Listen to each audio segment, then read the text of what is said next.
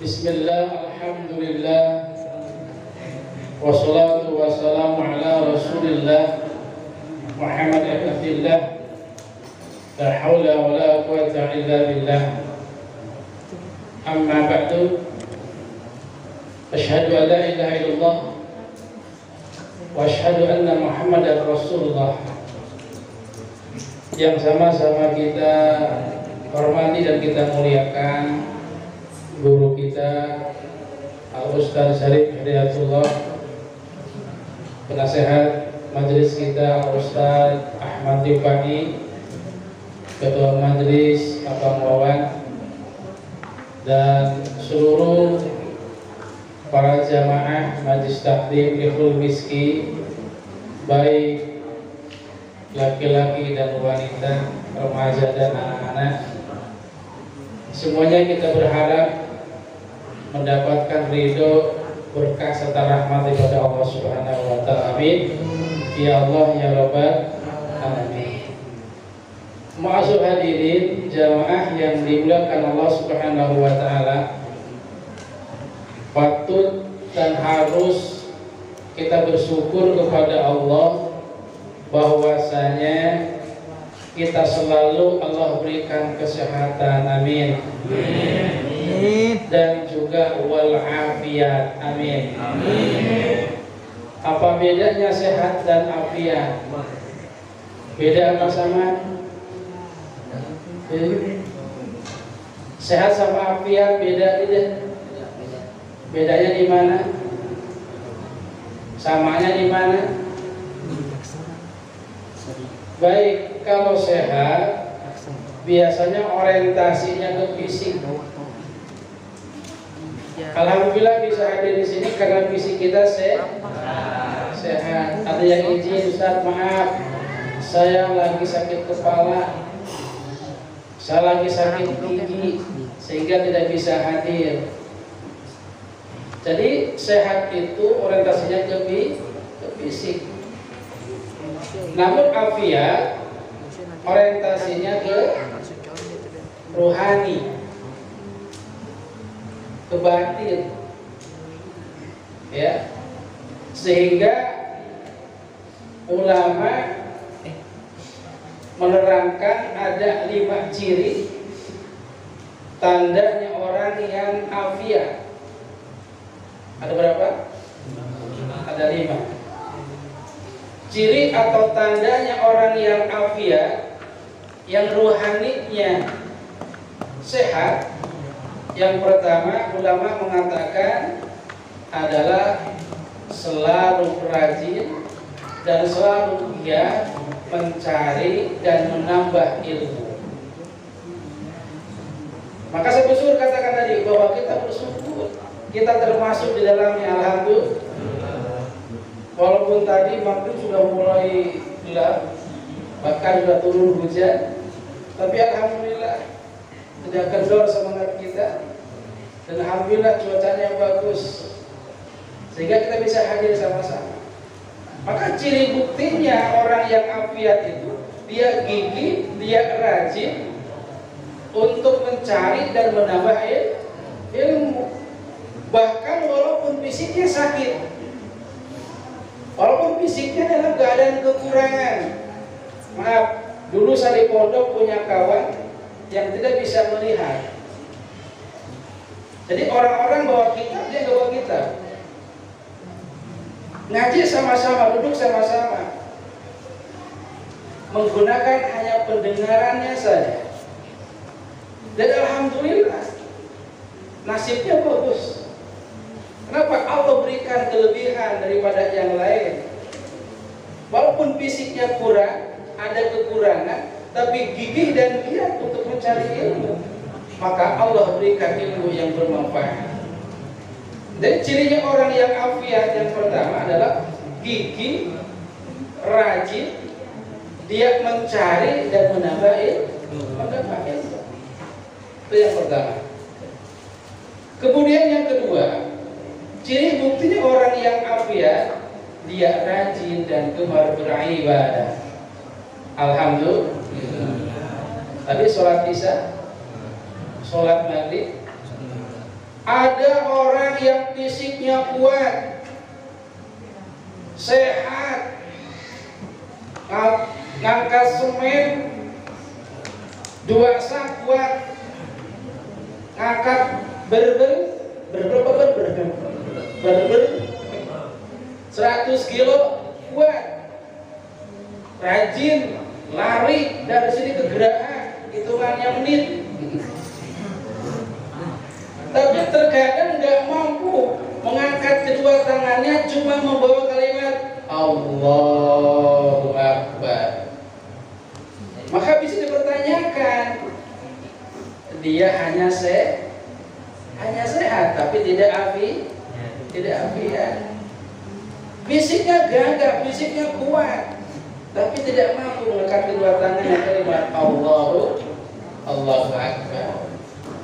Jadi ciri yang kedua, bukti yang kedua orang yang afiat adalah dia rajin beribadah.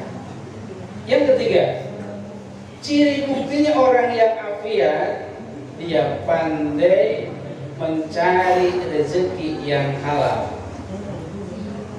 Dia pandai mencari rezeki yang halal dan meminum makanan yang halal. Dia makannya halal, dia minumnya halal, dan carinya dengan cara yang halal. Karena ada adatnya halal, tapi cara ngambilnya haram. Baik apa tidak? Tidak baik juga. Ngambilnya halal, jatnya haram. Baik tidak? Tidak baik juga. Tapi yang baik, jatnya halal, cara ngambilnya juga halal. Saya sering ilustrasi gini. Ketika kita lewat di jalan, ada pohon rambutan sedang berbuah, sudah matang lagi.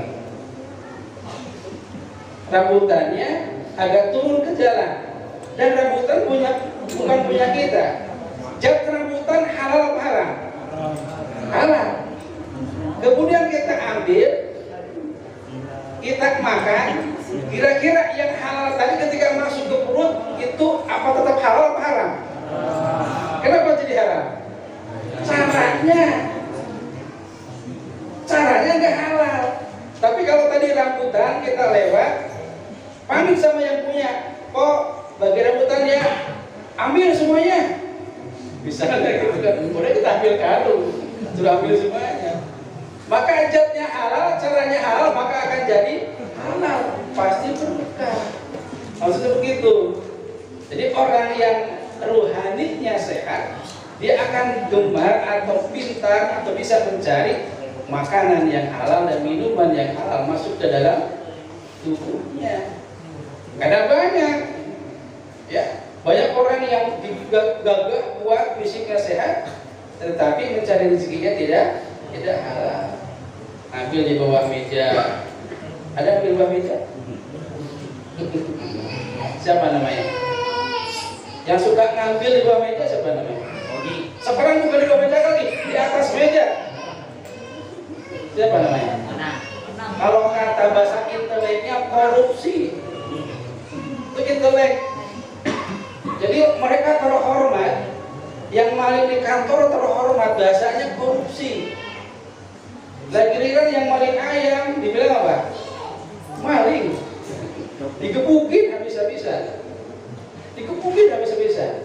Giliran yang ngambil di atas meja di kantor, dia katakan korupsi. Halus, bahasanya korupsi. Ya. Dan ketika di penjara, dia mendapatkan penjara juga yang luar biasa. Lain dengan yang maling ayam, yang maling buah jambu, ya, yang jambret HP, lain. Luar biasa. Berarti apa? Keapian, cuma sehat saja, tapi apiatnya tidak dapat.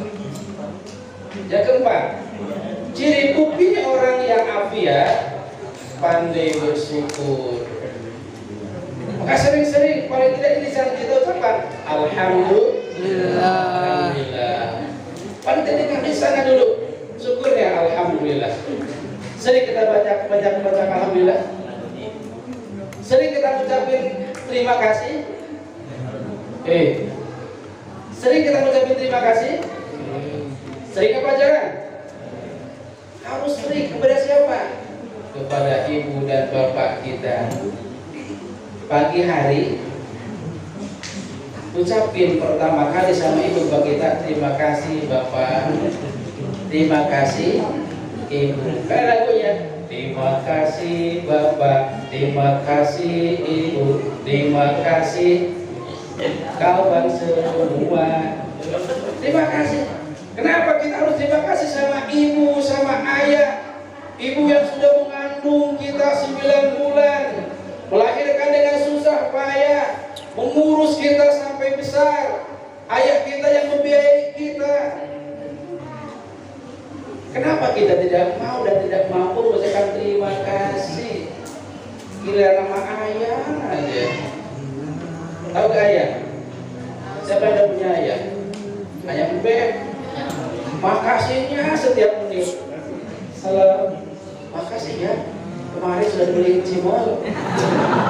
Baru dibeliin cimol. 5 menit sekali bilang makasihnya. Baru diajak jalan-jalan ke pasar Bok, beli semangka sebelah. Terima kasihnya tiap hari. Halo, makasih ya. Kemarin sudah beli semangka sebelah. Ya Allah, ibu kita, bapak kita sudah berjuang sekuat tenaga antara hidup dan mati. Kapan kita bisa berterima kasih sama mereka? Bahkan kata Rasul gini, siapa orang yang membuat sembringah, tahu sembringah? Yang membuat sembringah ibu bapak kita pada pagi hari, maka pilihlah jalan masuk surga lewat yang mana saja. Orang tua kita sembringah, bahagia, senang dengan kita, dengan kelakuan kita, dengan akhlak kita, dengan prestasi kita.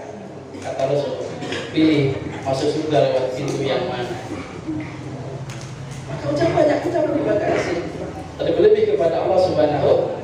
Karena yakin kalau ucapan terima kasih kepada Allah, tambah nikmatnya sama Allah. Nikmat sehat ditambah. Amin. Kalau umur gak ditambah.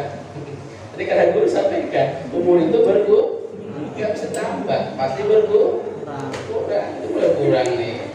Saya sekarang sudah sekian, besok lagi udah sekian lagi. Gak tahu apa kalian duluan apa saya duluan. Kalau ada, yang penting tidak masalah lah. Mau kalian duluan atau saya belakangan, aku sebelakang kalian duluan, gak masalah. Kenapa? Takdir mati sudah ada dari Allah Subhanahu wa ta'ala. Syukur. Yang terakhir, ciri orang yang afiat adalah dia bersabar. Jadi orang yang afiat itu dia bersabar dalam segala hal, dia bersabar. Ketika timpa musibah ujian dia bersabar, dalam taat bersabar, dalam maksiat bersabar. Serahkan diri, pasrah hanya kepada Allah Subhanahu wa ta'ala. Maka kalau tidak ada ini, khawatir ruhaninya, kolbunya, hatinya sakit. Banyak orang yang jasmani sehat tapi tidak mau beribadah. Banyak orang yang jasmani sehat tidak mau mengaji, tidak mau taklim. Khawatir hatinya sedang sakit. Apa obat hati? Ada lagunya? Apa lagu? Tombo hati, terusin. Berkarane, terus yang pertama baca Quran. Baca Quran di rumah, di mana kan di taklim ini? Guru kita baca Quran di rumah. Satu ayat baca artinya. Satu ayat baca artinya. Obati hati. Karena Al-Quran asyifa, obat segala macam penyakit, baik penyakit zahir maupun penyakit batin. Yang kedua apa? Obat hati. Kenapa? Sholat malam. Sing akeh sholat malam. Sing akeh sholat malam. Kalau malam juga bangun? Malam bangun? Yang mana yang bangun? David. Yang bangun adeknya. Kencing doang. Balik lagi. Turun meneh. Turun meneh. Coba turun meneh. Kayak bakso ya. Bangun tidur. Tidur lagi. Bangun tidur lagi. Lali sholatnya. Ya. Terus apa lagi obat hati? Berkumpulah dengan orang. Jangan sama Ustaz Soleh. Dengan orang jangan kumpul dengan Ustaz Soleh, tapi dengan orang karena Soleh ini cuma nama doang. Belum tentu kelakuannya toleh barangkali. Ya, karena lawan Soleh apa? Toleh. Ini cuma nama doang Soleh. Ya, tapi kumpulah dengan orang-orang yang soleh, orang baik. Kalau kumpul dengan orang baik, kita akan membawa baik. Kumpul dengan orang bukan buruk, dengan orang rusak, ya, akan ikut rusak. Dekat dengan tukang minyak wangi akan wangi. Dekat tukang minyak tanah akan bau minyak. Dekat tukang daging akan dapat daging. Masa punya sobat sama tukang daging gak pakai daging, terus ada daging kan? Pastilah tulang-tulang itu ya kepekan gitu kan. Jadi itulah obat hati. Maka mudah-mudahan insya Allah kita doa kepada Allah kita semua dalam keadaan sehat wal afiat. Amin ya robbal. Istiqomah dalam taklim. Amin. Istiqomah dalam taklim. Istiqomah tadarus Al-Quran. Istiqomah sholat tahajud walaupun hanya 2 rakaat. Istiqomah sholat duha walaupun hanya 2 rakaat. Istiqomah baca Al-Quran walaupun 1 hari hanya 1 ayat. Kalau 1 hari 1 ayat, 1 hari 1 ayat lebih baik daripada sebulan menghatamkan setahun di guru. Insya Allah istiqomah karena amal yang terbaik dan amal yang disukai Allah Subhanahu Wa Taala yang sedikit tapi kontinu tapi terus menerus. Amin ya rabbal alamin. Baik, ini barangkali sedikit hanya selingan saja karena ilmu yang sudah penuh disampaikan oleh guru tadi. Mudah-mudahan bermanfaat walaupun yang seringan dan mudah-mudahan kita semua mendapatkan berkah daripada Allah Subhanahu Wa Taala. Sekali lagi terima kasih. Mohon maaf kurang dan kehilafannya. Wassalamualaikum warahmatullahi wabarakatuh.